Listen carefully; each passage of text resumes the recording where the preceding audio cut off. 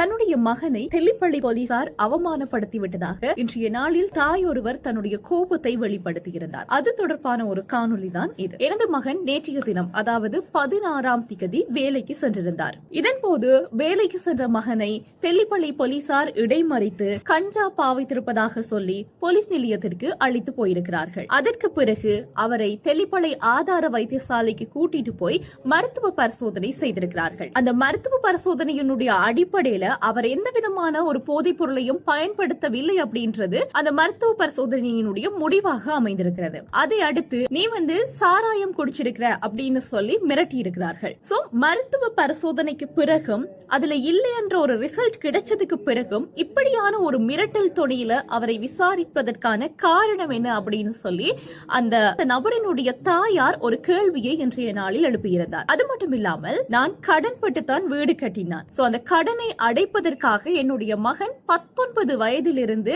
ஒரு நாள் கூட லீவ் இல்லாமல் வேலைக்கு போயிட்டு வருகின்றார். சோ இப்படி வேலைக்கு போயிட்டு வர என்னோட மகனை இடைமறித்து போலீசார் அவமானப்படுத்தி இருக்கிறார்கள். இதை வேலை கொடுத்தவர்கள் அறிந்து உண்மையை தெரிந்து கொள்ளாமல் என்னுடைய மகனை வேலையில இருந்து நிப்பாட்டிட்டா நாங்க என்ன செய்யறது? எங்களுடைய வாழ்வாதாரத்துக்கு யார் பொறுப்பு? இப்படியான சம்பவங்களை கேள்விப்பட்டால் ஒரு வேளை என்னுடைய மகனோடு பழகுகின்ற நண்பர்கள் அவரோடு சேராமல் விட்டு விடுவார்கள். எனது மகனை கைது செய்தால் உடனடியாக எங்களுக்கு தெரியப்படுத்தி இருக்கலாம். ஆனால் அதுவும் செய்யவில்லை. எல்லாமும் முடிந்ததற்கு பிறகு எனது மகன் எனக்கு அழைப்படுத்து விடயத்தை சொன்னதற்கு பிறகுதான் எனக்கு விஷயம் தெரிஞ்சது. உண்மையிலேயே போதைப் பொருள் விற்பனை செய்பவர்கள் யார், போதைப் பொருளை பாவனை செய்பவர்கள் யார் என்பது போலீசாருக்கு நல்லாவே தெரியும். அப்படி இருக்கும் போது அவர்களையெல்லாம் விட்டுட்டு எதற்காக இந்த அப்பாவிகளை இடைமறித்து இப்படியான வேலைகளில் ஈடுபடுகின்றார்கள்? நான் தெல்லிப்பள்ளி போலீசாரிடம் ஒரு பகிரங்க சவாலை விடுக்கின்றேன் அப்படின்னு சொல்லி குறித்த நபரின் தாயார் சொல்லியிருந்தார். அந்த சவால் என்ன அப்படின்னு சொன்னா, உங்களுக்கு